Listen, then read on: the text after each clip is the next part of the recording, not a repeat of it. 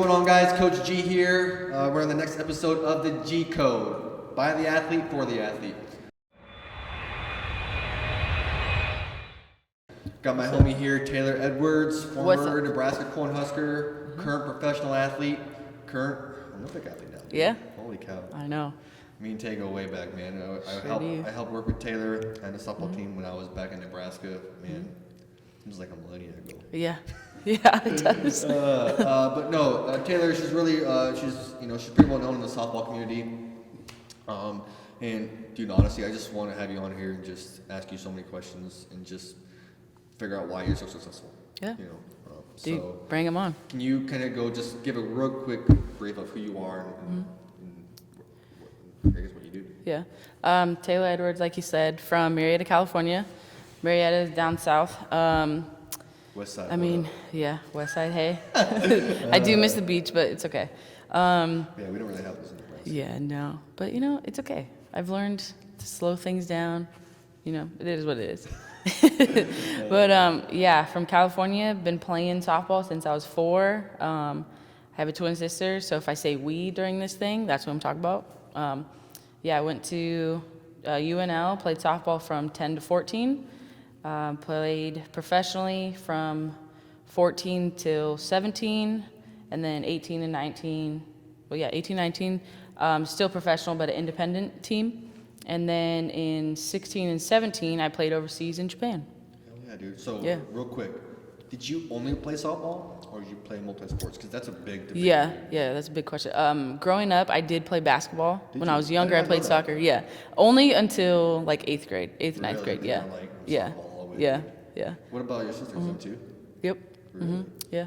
I would have never guessed that. Yeah. I would have guessed I don't know, volleyball or something. Volleyball, Not basketball. Yeah, I don't have a good vertical, but I wish. Then I totally would have played volleyball. All you need to do is just have that pop-up play. That's true. That's funny. So you've been around the sport for a very long time. Yeah. My first and biggest question is, what's the one thing you attribute your success to? I attribute my success to obviously my family, my parents, and my teammates and my coaches. I know that's kind of a lot, but obviously for me, I had a lot of, family interactions, a lot of, our family vacations were a softball tournament. We've never gone on a family vacation where it's like, the beach or Europe or anything like that. It was always softball, so they loved it as much as we did, and we were the ones playing it. My younger sister, my older brother, they were always, in the stands cheering Tatum and I on, and, that was just a huge part of just them loving the game made me love it even more. Right. Teammates, they just pushed me. I mean, one of my best teammates, Kirby, she made me into the teammate that I am now. She was at UNL my freshman and sophomore year, and she was actually older than me. So I was a starting catcher and she was the backup, but she always had me in check every day. Made sure I was there mentally, and then just, being a good teammate. So. Well, that was my thing. To be honest, when I first started working with you guys, I was like, man, I don't want to do softball. I want to work football. I'm in Nebraska. Yeah. Or baseball. Yeah. But watching you work out, watching Tatum, watching Kiki, MJ, Don, watching you guys and see how much you guys truly are about the game and love it. I was like, wow, there's actually kind of something to this. Yeah. So dude, props to you. You guys really do live and breathe and sleep the game of softball. So that's awesome. Yeah. And I mean, for us as softball players, you have to love it, because after college, there is professional, but the money's not there, and so you have to love it, for else, what are you doing? Right. You're just gonna be, wasting your time if you don't love what you do. Right, dude. That's make sure you guys write that stuff down. Oh, man. So you've gone through so you've done a bunch of private lessons and stuff like that. Yeah. Obviously, I work with a lot of private people too, and we're able to see, who does what in regards to being professional or being successful. Yeah. What are a couple things that you think the developing I mean kids who are in middle school and high school need to start doing more so to get to a level where you were? Yeah. Whether they're wanting to go on to college or whatever. Yeah. I would say definitely when they get into middle school to high school, they have a better awareness of their body, how their body works. Some of them are obviously still growing, but I think once they get a better awareness of their body and how it works, then that's going to develop their skills on the field, obviously. So be more specific. How do they do that? I mean, just practicing at home without your coaches, without your teammates, and just getting to know yourself, making sure you love the game, one. Because if you don't love it or you don't love what you're doing, switch it up, do something different. It's okay if softball isn't your game. Right. But as long as you love it, hey, more power to you. I guess. Well, I think a lot of that comes from people's support system. Yeah, like, exactly. Example, like we were saying, everyone in your family lived and breathed it. Yep. Some people might have that, but like their mom or their dad or their sister or their coach or whatever, they may not love their specific sport as much as that individual. Yeah. And that kind of tears away from them. Yep. I know kids that quit the sport, they miss it, so they come back and they love it even more. Yeah. Have you experienced that with athletes yourself? Yeah, I have. It's more so with the younger kids, and I think it's because, sometimes their parents, they played the sport, so they want their kids to. Obviously, like, that's what I'm going to do with my kids. But, like, the kids go through it, the parents push them super hard, and then, they get burned out, and they're only, like, 8 or so. Or they don't understand why they're going to a lesson when, all they're thinking of is, I want to do dance or, like, something like that. So I have had some of those, but I don't know, it just goes back to the kids just figuring out what they love to do, because if they love it, they're going to put the energy into it. Yeah, right. Let them choose. And obviously when they're young, their parents going to have control over them, but they'll learn what they like and that's stuff. What I feel like it's getting better, but I know when I was a kid it was so pressured, Yeah, like for example, like I'm in a small town in Nebraska, like you didn't play football, you were a weirdo. I mean, that's literally how it was. Yeah. Whereas in California, like if you're a girl, like you either are volleyball or you're softball. Yeah. I guess you're basketball too. Yeah. Like volleyball and softball are so big in regards to like the club scene, and the whole thing. And, I don't think that many people understand that. Real. Yeah. Yeah. Well, and so another question I know that's been blown through my mind to ask you is, you went on to D1, you were super successful in D1, obviously you got into professional. What was it like being a college athlete? One thing I preach to so many people is like, I'm training you for the next level. Yep. And like I've been there. I've seen new freshmen come in, and they look like a deer in the headlights. Yep. Like we saw all the time. Like, okay, well, here's the freshman. Yeah. It's just gonna be slower today. Yeah. So, kind of give a real quick brief overview of what like a daily in season day would look like for a student athlete. Well, my season, luckily softball season is second semester. Quarter school, I'm not sure what quarter it is, but I mean, I had the whole first semester to, get my act together. But once it got to season time, your lifting schedule changes. You're still lifting consistently, probably 2 to 3 times mandatory a week. And then, for catchers and pitchers, we had to put in extra because, that's just what you do. And what time were the workouts usually?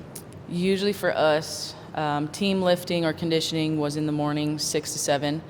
Extra was whenever you can fit it in. Sometimes we lifted the beginning of practice or after, or just in between classes.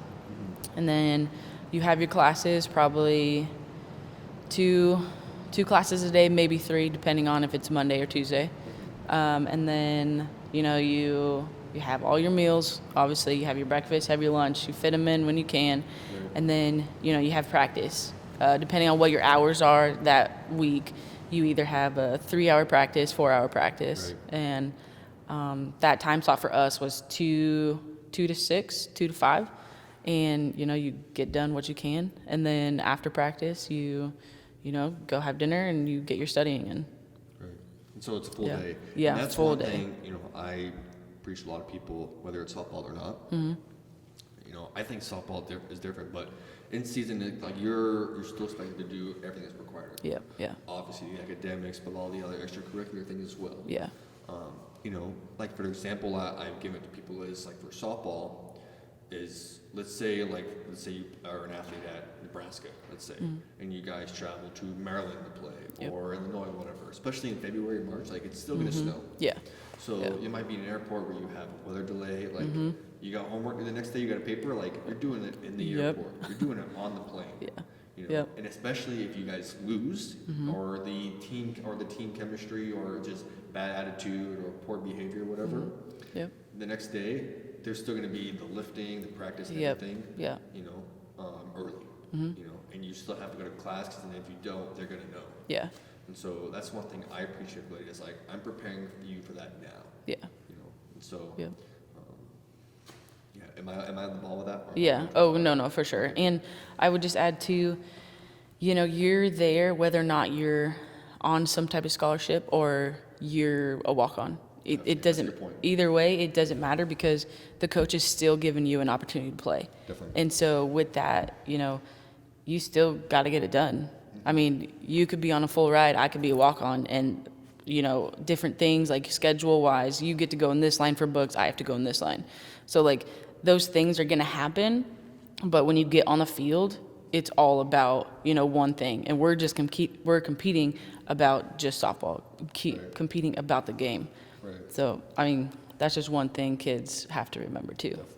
Definitely. So then, as for me as a coach, or just for any coaches or parents from the developmental standpoint, what is one thing that we can fix, or one thing that we can improve on to better develop our kids for if they do want to go play the next level? What's one thing that we're lacking that we need to improve on?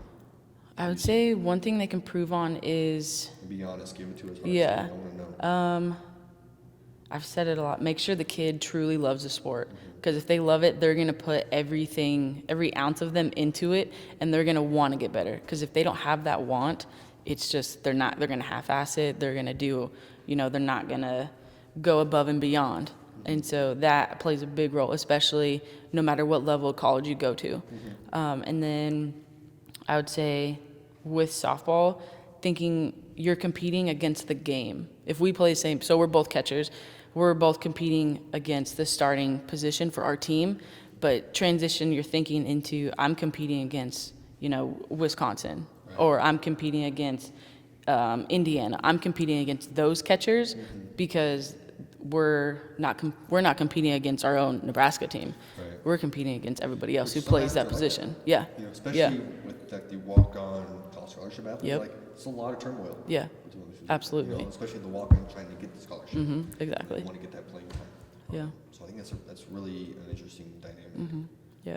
But again, I think that kind of falls back on the coaches. And obviously, I think the coaches in Nebraska do a phenomenal job on that. And anywhere I've been, to be honest, they do a phenomenal job on that. And like, hey, like, yes, these spots are all open and available, but we're a team. Like we're here to be here for each other, not against each other. And so I think that's another really good point to make. Because that builds trust within team as well, and that's going to carry you on. Team chemistry, exactly. Because if you don't have team chemistry, no matter what level, even on our Olympic team, we have to have team chemistry. We have to let, you know, our egos go. We have to let go of what our college stats are, all of our awards. We have to let all of that go and just, you know, be where we are now. I just see it as you're all on the same boat and you're all trying to swim the same island. Exactly. You know, like everyone's got to put in their time and effort. If they don't, you're not going to make it. You're sink. You know, plain and simple. You know, what's your diet like? Diet like? Well, right now, going into hard training until we start our tour. So just more of like do protein shakes, obviously. Do you eat breakfast? What do you eat for breakfast? So usually either egg whites, salad, some type of protein with some veggies. If I know I'm going to do like a hard workout, I like to do oatmeal, banana, peanut butter, honey, something like that. Sometimes when I sleep in, maybe incorporate my breakfast into my lunch. Just, you know, the older I've gotten, the more I'm aware of, you know, I need to get more sleep during these times or stuff like that. One thing I preach is routine. Diet routine. How freaking important is that? That's very important. Why? Because it gets your body, your mind, your soul into, you know, this is comfort. And yes, there's things that are going to be thrown your way and you're going to get out of your comfort zone. But if you can control that stuff. You can control what you put in your mouth. I mean, you have a choice. Yeah, you have a choice for that. And so, Because like, that's a you'll question I find get a out lot what you of get. is, well, I don't like that. Yeah. I'm like, well, do you like winning? Yeah. You know, and then a lot of them will say, well, I'm winning Yeah. right now without it. Mhm. I'm like, yeah, wait till you get to college, dude. Yeah. Wait till For you real. get to college. 'Cause Yep. you won't be winning on the practice field if you don't Yep. feel your body Yeah. correctly. Yeah. Because every single person, whether they're a coach, player, even a Mhm. fan, they are going to know. Yeah. Everybody.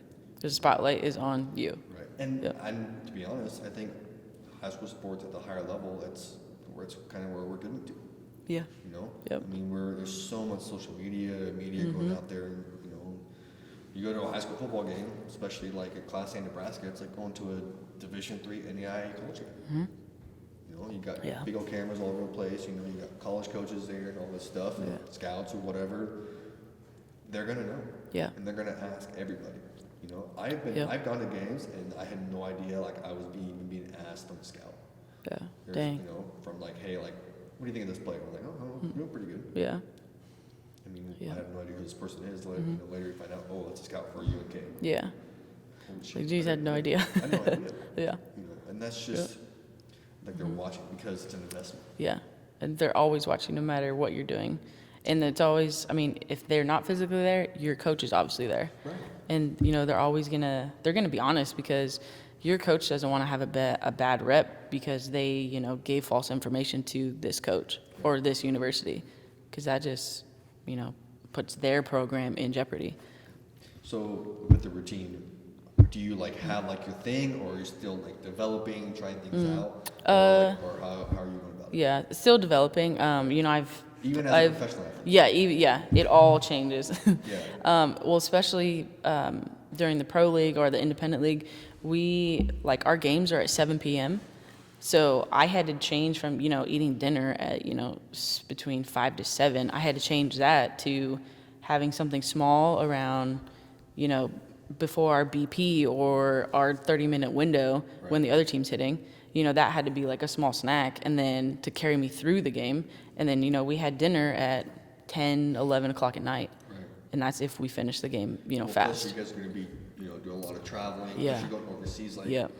places you've never been in your life. So Yep. that's going to be a whole challenge from a nutritional standpoint as well. Yeah, yeah. So how are you going to go about that? Well, luckily I played in Japan, so I know like what they have.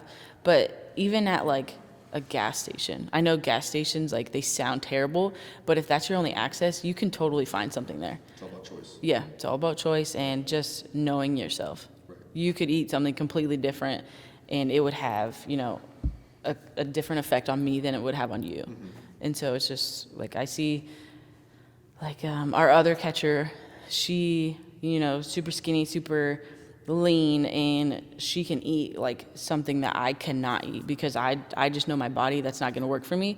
But just accepting that and just thinking of that, like, okay, that's just, it is what it is, next thing. Right.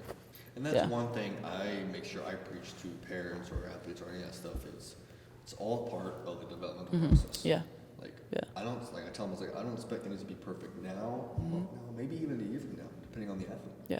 You know, but as long as you're trying and trying to make conscious decisions Yeah. and choices along the way, I mean, that's all you can Yeah, do. it's all trial and error, You know. and it's just the more time you know, put into it and just learn. That's, I mean, we're always growing no matter how old we Oh, are, I know.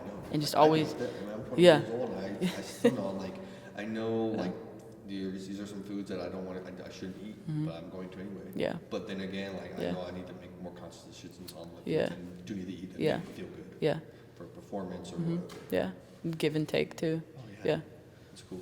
yeah. So I think we're gonna go live real quick. Ben, do you wanna, actually, I can do it real quick. I'm gonna hop on live real quick. We'll just ask some questions. Let me, just double check. No, you're fine. If anybody, like asks questions on there. I got you. Just shoot them over. So what's going on, guys? Facebook Live. I got Taylor Edwards here with me. We're sitting here on the G Code. We want to hop on Facebook Live real quick for anybody who has any questions. So just send your questions over, and then we're gonna keep talking about stuff because I have more questions. And then Ben is gonna shoot over the questions about what you guys got. So any questions about softball, development stuff, nutrition, any of that fun stuff, just send them over, guys. Yeah. So we'll do that. We'll go on live for like 5 or 10 minutes or whatever. Okay, cool. So Um, so I deal with, obviously I deal with a lot of high school athletes. Another question that's kind of blown through my mind is a lot of them rely on parents and things in regards to like eating and, you know, obviously getting rides, stuff like that. Yeah. What are your thoughts on when or how they should go about the accountability process? So like, for example, from a nutrition standpoint, I don't like to give out a bunch of groceries. I'm like, okay, hey guys, for the next 3 days, you have to send me a photo of your breakfast. And it has to include fruit. And so, and I'm like, you guys send it to me on text message, Insta, whatever. It don't matter. And I know I've received a really good response on that. Nice. What are your thoughts on accountability? How people should learn it, should go about it, or adapt to it? What are your thoughts? Yeah. Well, I know this generation now, everybody has a phone. So texting, sending pictures like that is something big that kids now can totally do. And, you know, that the accountability is only on them. Right. I mean, you can always ask your parents, hey, can you get this from the store? Or, hey, mom or dad, like when you're going to the store, can I come with you? Right. So you can buy me these things, you know, because I never had a job growing up. I didn't make money. I relied on my parents to, you know, provide for me, obviously. And just having a say in, you know, what you want to get. Because when you start doing that, you get accountable for yourself and you know, you're growing up. You're going to have to do it, obviously, one day. But if you can just being aware and just being mindful of that, those are big steps to take. So just continue to make those choices. Yeah. So Choices, yeah. So, but what if someone doesn't know how to make those choices? They have no idea. Is that more where the knowledge comes in? You think? Yeah, I think it's just. I mean, if you have a phone, you have access to the internet. I mean, Google, what is a healthy breakfast? What, and it's just like no, but and I don't understand why. I don't know either. There's no question that's a stupid question. I say that to everybody. Yeah, I can sit here all night. Well, I talked with a parent one time, and he was like, "Hey, I have no idea like where to look for recipes and stuff." And I'm like, "You have a phone? Yeah. Yeah. Do you have Google? Do you have internet? Yeah. Yeah. Type it in. There you go. Yeah. How do you do easy, healthy recipes for 16-year-old high school? Yeah. Boom. Yeah. You know, but they want me to do it. They want me to do it for them Yeah. or anybody else. Yeah. They want me to prepare the meals for them. Like even them don't want to do the work. Yeah. And so again, that's what I tell them is like, well, it's from a cultural standpoint. When the kids walk through that door, they know that shit's for real. Yeah. Like there's a certain level of effort they have to give in here. Yep. And it's very high. Yeah. If they don't, I will have not hesitate to ask them. Yeah. You know, so I think it's a cultural thing. And I agree. I tell them, I'm like, well, that has to happen at home as well. Yeah. Parents would be like, you guys have to do this. You have to eat your vegetables. If you don't, I will take your phone away. Yep. I'll do whatever. I'm serious, dude. Yeah. You know, like I feel like parents are It's too real. lenient. I feel like parents are too lenient with it. Yeah. Like I was talking with, I'm going right here, but I was talking with my wife about it, who's a nutritionist and stuff like that. We're like, oh, dude, like our kids are eating fish and veggies whether they like it or not. Yeah. You know, I Yeah. don't give a shit what anybody else says. Yeah. You're gonna starve or you're gonna eat it. Is that how your parents were? Yeah, growing up, when my mom would work a lot, my dad would just get whatever he could, like from Costco, because there were 6 of us. But I mean, we always had a vegetable, always, and then the protein obviously was just whatever we wanted. Right. We were a big fruit family, especially like between games and stuff. We always had like the pre-made fruit basket. Right. That was always our thing too. Did you guys have like? This is a super random question. Did you guys have any like fruit trees or anything around your house? Like fruit trays? Yeah. No, like fruit trees. Oh, fruit trees. Yeah, I mean, if California, so what I'm asking. Yeah, we had some lemon, some limes. The oranges, you had to be more like around like not the valley, but like the orange tree country, I guess it's called. But yeah. Well, the reason why I asked that, when we lived in Bakersfield for a couple of years, I went to college for my first year, we had a pomegranate tree. Oh, sweet. Oh, dude. Sweet. Every morning, grab them or whatever. Yep. It's funny because like you go to the store now, it's like $5, $4 for a Yeah. pomegranate. Yeah. I'm like, dude, I used to eat those things, just pick them off the tree. Yeah. You can't do that in Nebraska. Yeah, it's funny. Yeah. So, cool. Are there any questions coming in, Ben? None yet. No. Okay, that's fine. All right. No worries. So, do you have anything you want to say? Anything you want to put out there for people? Platform's yours, dude. What to do? Any Just tips or advice? tips. I would say play as many positions as possible. If we're talking about just softball, Okay. I like it. learn, just learn. Be a sponge. Take in everything from your coach and learn something new every day about the position you love, the position you dislike the most. And the more you can learn and just take in information, that's going to help you grow. And that will help you, stand out, because, ultimately everybody wants to be on the field when, the game's on the line, or just in general, they want to be out there. They don't want to be, sitting on the bench or, at home because they weren't on the travel squad or something like that. So the more you can, be utilized in the field or in the lineup, any way you can do that, just do that, because that also makes you a better teammate. You can learn, you can help people, and you just, it helps you grow. So what about from coaches? Because I've had athletes tell me that they've actually grown a lot by having multiple coaches, or having different hitting coaches with different hitting styles. Some people may say it's kind of intuitive, but I've also heard the opposite, where it's like, well, I learned what I like and what I don't like. With that, trial and error, like I said, but always taking something from everybody that you encounter. And, something may work for me, something may work for you, but it could be totally different. And, as you're growing, as you're developing, obviously your brain's developing, two coaches can say the same thing to me, but how they say it with a specific word or something, it may click for me, the other way may not. So also learning that about yourself, because then you'll learn, what type of athlete you are, what makes you better, and ultimately that's what is best for the team. Definitely. Yeah. That's what it's about, all the team. Yeah. Cool. Dude, softball, it's getting bigger. Yeah, it is. It's funny, I saw this thing on Instagram the other day, LSU's facility, did you see that? Yeah. Oh my God. They're sweet. They have their own weight room. They have their own, this brand new indoor. I'm like, who would ever thought, a school would have their own, building pretty much for softball? Yeah, it's incredible. So I think the sport's really growing, and I know in Nebraska it's growing like crazy. Yeah. There's clubs popping up like this, or, there's girls going all over the United States to play. Yeah. So, cool, dude. It's cool. Well, I appreciate you hopping on here with me. No problem. It's been fun. Awesome, guys. Appreciate it.